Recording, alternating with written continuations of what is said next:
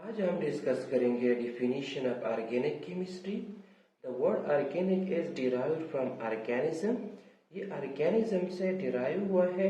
It mean living things. Previous time में जो compound living thing यानी प्लांट और एनिमल से डिराइव होते थे उन कंपाउंड को ऑर्गेनिक कंपाउंड्स कहा जाता था और इसकी स्टडी को ऑर्गेनिक केमिस्ट्री कहा जाता था। जो कंपाउंड्स जमीन या मिनरल से डिराइव होते थे उनको इनऑर्गेनिक कंपाउंड कहा जाता था और इनकी स्टडी को इनऑर्गेनिक केमिस्ट्री कहा जाता था।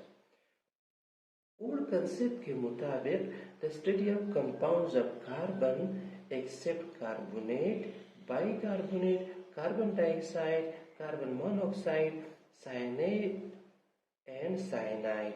इन कंपाउंड के अलावा कार्बन के जो कंपाउंड है उन कंपाउंड की स्टडी को ऑर्गेनिक केमिस्ट्री कहा जाता है। मॉडर्न कंसेप्ट के मुताबिक हाइड्रोकार्बन्स और उनसे माखूज मरकबात की स्टडी को ऑर्गेनिक केमिस्ट्री कहा जाता है।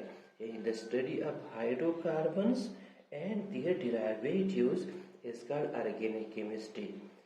यानी ऑर्गेनिक कंपाउंड या कार्बन और हाइड्रोजन पर मुश्तमिल होगा, यानी हाइड्रोकार्बन होगा या हाइड्रोकार्बन से डिराइव होगा। सबसे सिंपलेस्ट हाइड्रोकार्बन है CH4 या मीथेन। मीथेन में एक कार्बन के साथ 4 hydrogen atom single covalent bond के साथ अटैच है। तो this is a hydrocarbon.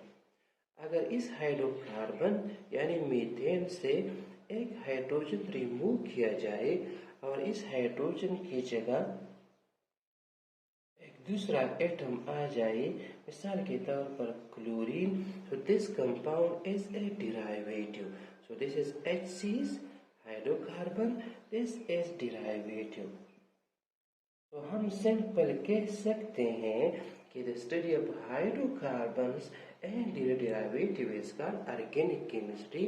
Hydrocarbon और जैसे माखूज मरकबात की स्टडी को ऑर्गेनिक केमिस्ट्री कहा जाता है। मैं एक दफा फिर रिपीट करता हूँ, ऑर्गेनिक केमिस्ट्री में वर्ड ऑर्गेनिक ऑर्गेनिज्म से डिराइव हुआ है which means living things. Old concept के मुताबिक कार्बन के मरकबात की स्टडी को ऑर्गेनिक केमिस्ट्री कहा जाता है। न्यू कंसेप्ट के मुताबिक हाइड्रोकार्बन और इससे माखूज मरकबात की स्टडी को ऑर्गेनिक केमिस्ट्री कहा जाता है। शुक्रिया।